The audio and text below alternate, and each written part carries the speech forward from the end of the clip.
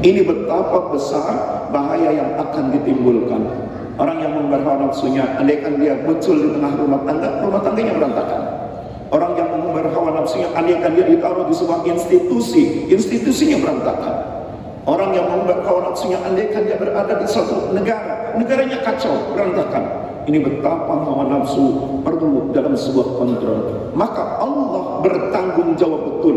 Ketika Allah berikan pada diri manusia adalah nafsu, ada piranti, ada sebuah perangkat yang Allah buat dalam syariat-syariatnya yang punya fungsi untuk mengontrol itu semua. Ada yang sifatnya rutinitas yaumiyah, harian, ada yang sifatnya tahunan. Dan puasa, tadi malam sudah kita coba cuplik sedikit, adalah menjadi piranti yang Allah siapkan. Bagaimana puasa menjadi bahagian dari orang dilatih untuk mengontrol dirinya. Ilahi anta maksudi wa ridhaka matlubi, a'tini mahabbataka wa ma'rifataka wa a'tini ma'aka abadan. Sahabat jemaah salat subuh yang semoga kita semua senantiasa dalam keberkahan Allah Subhanahu wa taala.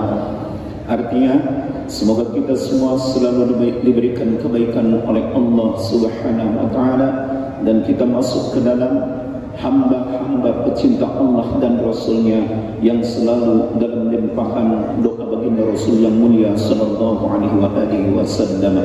Mana yang saya maksud dalam doa Rasulullah? Salah satu di antara doa Rasul buat pecintanya, buat umatnya adalah Allahumma barik li ummati fi bukuriha. Ya Allah, berikanlah keberkahan untuk umatku fi bukuriha, di waktu paginya. Para ulama hadis menjelaskan yang dimaksud di sini adalah mereka yang ketika pagi-pagi sudah bangun, lalu dia tunaikan panggilan-panggilan Allah daripadanya, adalah orang-orang yang didoakan oleh Rasulullah dalam bingkai keberkahan dari Allah Subhanahu wa taala. Hari ini, pagi ini, kita dilangkahkan kaki kita oleh Allah. Tubuh kita sampai di majelis mulia ini, semoga menjadi jalan keberkahan Allah Subhanahu wa taala. Sahabat jemaah subuh yang dimuliakan Allah, semalam kita coba ulas kembali sedikit bahwa adalah manusia terdiri dari beberapa unsur, di mana manusia bukan hanya jasmani Allah berikan, tapi rohani Allah beri pula. Dan adalah ada pada manusia bukan hanya akan Allah berikan, tapi juga ada nafsu di dalamnya. Sementara ketika manusia dalam nafsunya tidak mampu mengendalikan dirinya, ada potensi besar di mana akan menjadi penyebab kehancuran. Bukan hanya kehancuran diri, bukan hanya kehancuran orang lain, bukan hanya kehancuran makhluk yang ada di bumi, bahkan kehancuran langit pun bisa ditimbulkan oleh karena manusia tidak mampu mengontrol nafsu dirinya. Bukankah peperangan akhir-akhir ini adalah peperangan yang memanfaatkan ruang-ruang angkasa, bahagian daripada ruang langit? Betapa pencemaran terjadi, betapa kemudian kerusakan timbul. Beberapa mafsadat datang, baik di bumi maupun di langit, baik perorangan maupun kelompok, baik institusi maupun kelembagaan, semuanya bermuara pada sumber satu, yakni ketika hawa nafsu manusia tidak mampu lagi dikontrol, hawa nafsu manusia tidak mampu lagi dikendalikan. Sehingga semalam sudah kami coba angkat adalah Syekh Atta-Ila Asyakandari dalam kitab hikamnya, beliau sampaikan aslu kulli ma'siyatin, akar daripada kemaksiatan. Maksiat itu ay asa itu sesuatu yang keluar dari koridor ajaran Allah. Ketika Allah menuntunkan kepada A, lalu kita berbelok kepada B. Ketika Allah tuntunkan kita C, lalu kita berbelok kepada D, maka itu disebut asal, ya, jadi penyelewengan, bergeser dari apa yang Allah inginkan. Pangkal daripada kemaksiatan, kata Syekh Atta-Ila, dengan tetap mendasarkan pada firman-firman Allah, adalah Bukan hanya maksiat, beliau katakan wa ghaflatin, lalainya manusia dari mengingat Allah, dari mengingat ayat-ayat Allah, dari mengikuti petunjuk Allah. Kemudian wasyahwatin, dan juga syahwat itu keinginan kuat atas diri manusia, ya, ini sebagian ulama memberikan definisi keinginan kuat atas diri manusia untuk mencapai hal-hal yang bersifat duniawi, kesenangan-kesenangan duniawi. Istilahnya menggunakan istilah syahwat. Kalau keinginan untuk capaian menuju kebaikan di sisi Allah, biasanya ulama-ulama tasawuf menggunakan istilahnya himmah, ya, himmah. Nanti jamaknya himmatun, himmatani, himamun, ya. Himmah itu keinginan kuat untuk menuju Allah. Dia berupaya untuk kemudian semalam suntuk bisa membaca Al-Quran, semalam suntuk bisa terjaga, semalam suntuk bisa berzikir. Dia punya keinginan kuat untuk seperti itu, namanya himmah. Kalau syahwat, keinginan-keinginan untuk capaian duniawi. Duniawi itu cirinya dan yang dunia, yang bersifat pendek, yang kalau kita kejar akan cepat hilangnya. Mudah kita capainya, tapi cepat hilangnya. Itu dunia namanya. Oke, kembali lagi sahabat salat subuh yang dimuliakan Allah. Pangkal daripada kemaksiatan, kelalaian, lalai akan Allah, lalai akan petunjuk Allah, dan juga terjebaknya manusia dalam ruang-ruang syahwat. Kata Syekh atau ila asyakkanari adalah ar-ridha anil nafsi. Ketika manusia itu melakukan pembiaran atas hawa nafsunya. Betapa bencana tadi saya sampaikan, sebagaimana firman Allah nyatakan walau ittaba'al haqqu, andaikan kebenaran itu didasarkan ahwa'ahum, kepada hawa-hawa mereka, keinginan-keinginan mereka, hawa nafsu mereka, lafasadatis samawati wal ard, ya, menggunakan lam litahqiq yang menggambarkan satu penekanan bahwa betapa kerusakan di langit, betapa kerusakan di bumi ini akan ditimbulkan, bahkan haulan sa wal ard, di antara langit, di antara bumi juga kerusakan akan dimunculkan oleh siapa? Oleh orang yang mengumbar hawa nafsunya, tidak mampu mengontrol hawa nafsunya. Ini betapa besar bahaya yang akan ditimbulkan. Orang yang mengumbar hawa nafsunya, andaikan dia muncul di tengah rumah tangganya berantakan. Orang yang mengumbar hawa nafsunya, andaikan dia ditaruh di sebuah institusi, institusinya berantakan. Orang yang mengumbar hawa nafsunya, andaikan dia berada di suatu negara, negaranya kacau, berantakan. Ini betapa hawa nafsu perlu dalam sebuah kontrol. Maka Allah bertanggung jawab betul. Ketika Allah berikan pada diri manusia adalah nafsu, ada piranti, ada sebuah perangkat yang Allah buat dalam syariat-syariatnya yang punya fungsi untuk mengontrol itu semua. Ada yang sifatnya rutinitas yaumiyah, harian, ada yang sifatnya tahunan. Dan puasa, tadi malam sudah kita coba cuplik sedikit, adalah menjadi piranti yang Allah siapkan. Bagaimana puasa menjadi bahagian dari orang dilatih untuk mengontrol dirinya. Betapa tidak. Begitu subuh berkumandang azan subuh berkumandang, kita sudah mulai dilatih secara sistematis untuk tidak lagi memperturutkan keinginan-keinginan diri. Pada ruang seks harus ditahan, pada ruang makan harus ditahan, pada ruang kebebasan lisan harus dikontrol, semuanya sampai nanti azan maghrib berkumandang kita dilatih secara sistematis. Maka tadi malam sudah kita coba senggol bahwa adalah spirit Ramadan yang harus kita jaga, menjadi bahagian dari penuntun kehidupan kita sebagai bentuk pelatihan yang Allah berikan agar kita menjadi manusia yang paripurna. Adalah Ramadan ini, puasa ini menjadi bahagian yang tidak terpisahkan, modeling yang Allah buat untuk bagaimana kita nanti mampu mengendalikan emosi kita, mengendalikan diri kita, mengendalikan hawa nafsu kita. Yang kedua, sahabat salat subuh yang dimuliakan Allah, lalu ada spirit apa lagi yang harus dijaga dari pesan-pesan Ramadan ini? Yang kedua, sahabat salat subuh yang dimuliakan Allah, baginda Rasulullah pernah sampaikan dalam hadis pendeknya bahwa karena kita manusia ada unsur fisik tidak boleh kemudian diumbar liar sehingga kemudian mengalami kerusakan-kerusakan, karena tubuh kita bukan barang sewaan yang kalau rusak bisa dikembalikan.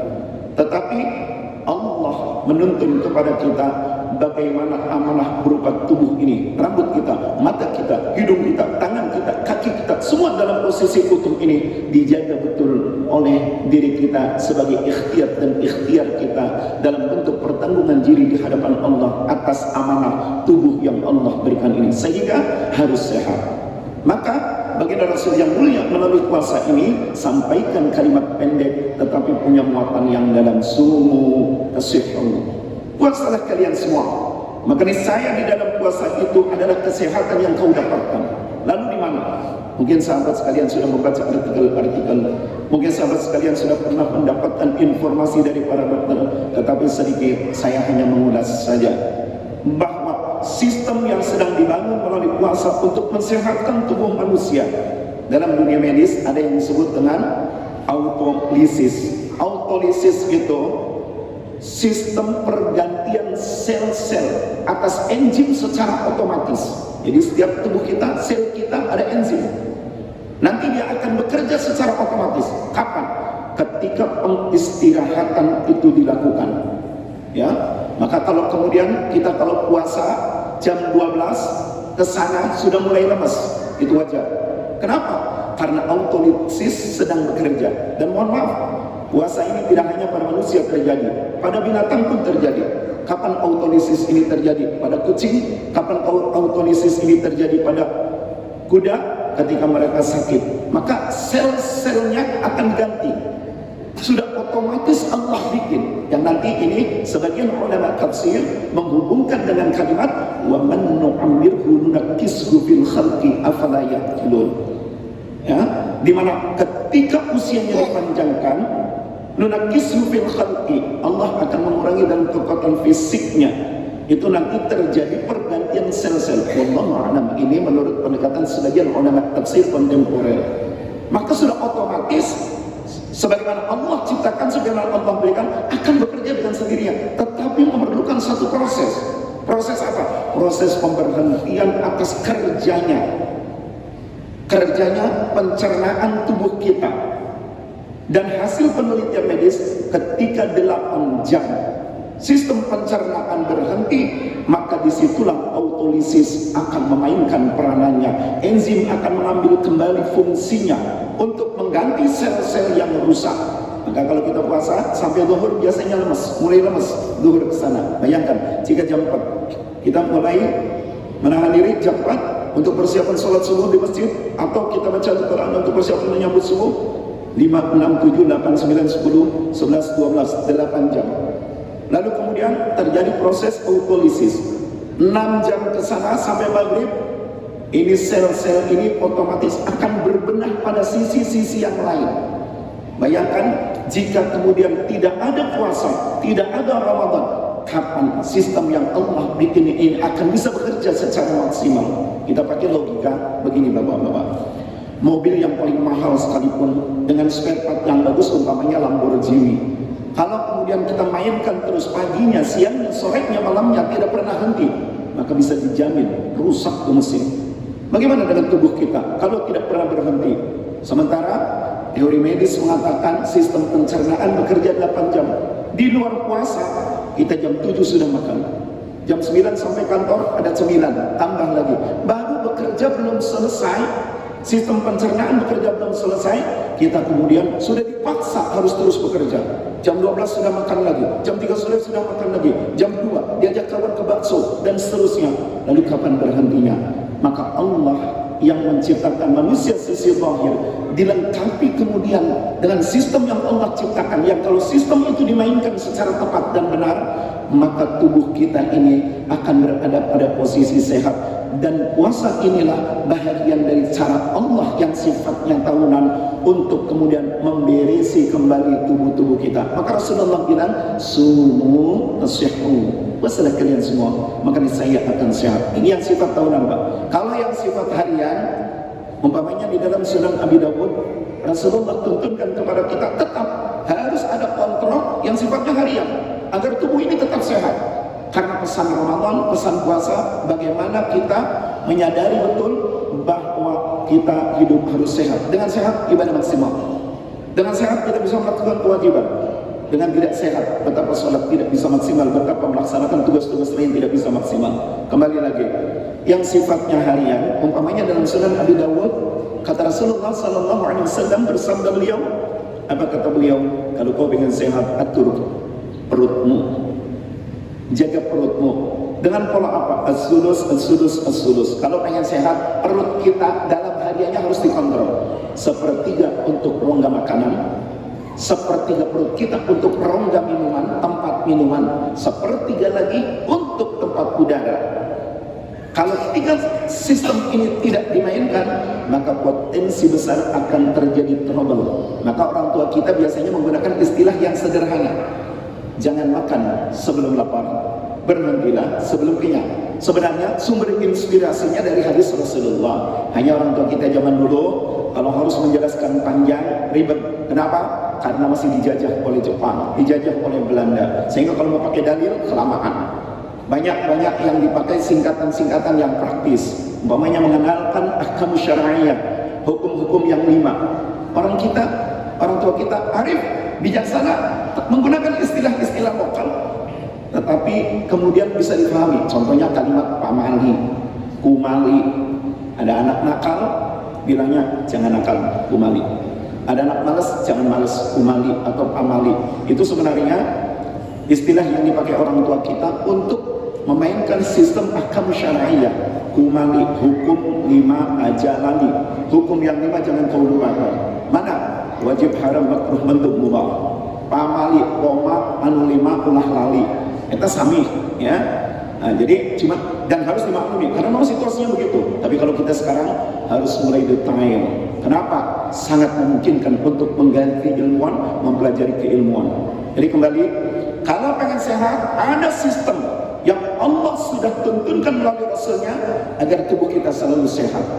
Tolong jaga perut kita, sepertiga untuk tempat makanan, sepertiga untuk tempat minuman, sepertiga untuk rongga udara, dijamin sehat. Tapi kalau konsep yang dipakai bahasa orang Indramayunya hatta dedeten wawarukun sumam landeun, kalau nunggu sampai bunyi wah itu potensi besar trouble. Nah kembali yang kedua, spirit Ramadan yang harus kita jaga. Ramadan telah menuntunkan kepada kita agar bagaimana kita memainkan peranan untuk mengambil alih tugas dan fungsi kita di muka bumi.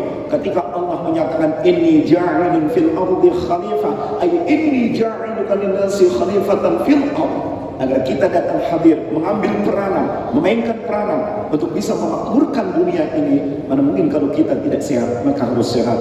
Dan puasa mengingatkan kita kembali akan spirit sehatlah Anda dan rawatlah kesehatan Anda. Yang nanti korelasi munasabatul hadisnya dengan iqtanim khamsan qabla khamsin.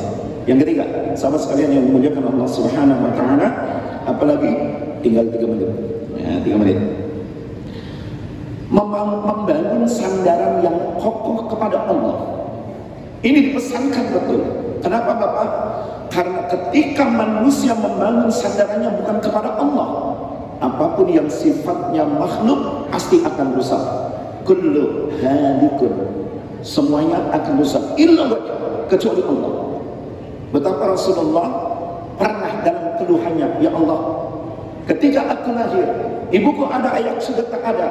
Ketika aku kemudian tumbuh kembang, ibuku pergi kembali, ikut sama pamannya meninggal. Mohon maaf, ikut kakeknya meninggal, ikut neneknya meninggal. Lalu Rasulullah mengeluh di hadapan Allah, liman takiluni, kepada siapa kami harus bersandar? Lalu Allah sampaikan, agar engkau hanya bersandar kepadaku.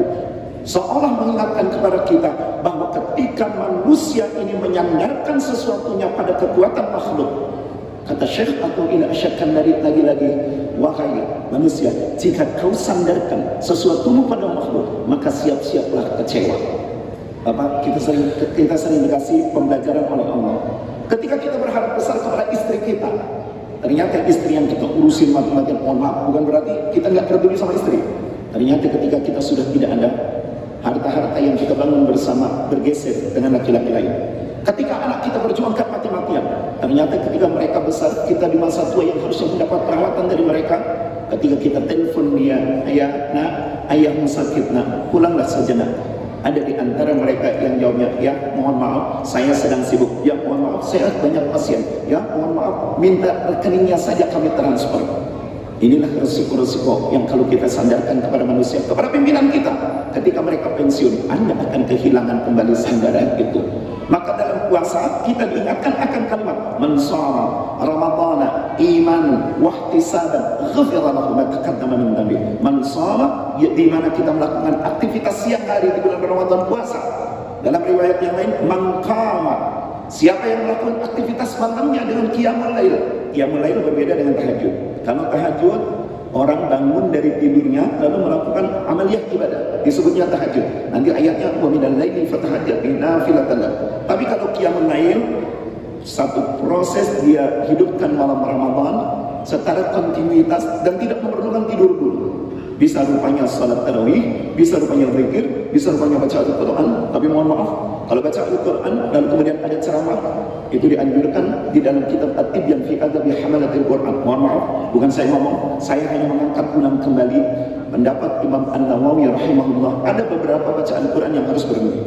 Ketika dia berada di suatu majelis itu sedang ada penceramah bicara, maka demi menghormati orang itu, maka hentikan baca Al-Qurannya, dengarkan dulu ceramahnya, sehingga dapat pahala dengarkan ceramah, lalu kemudian sambung kembali baca Al-Qurannya.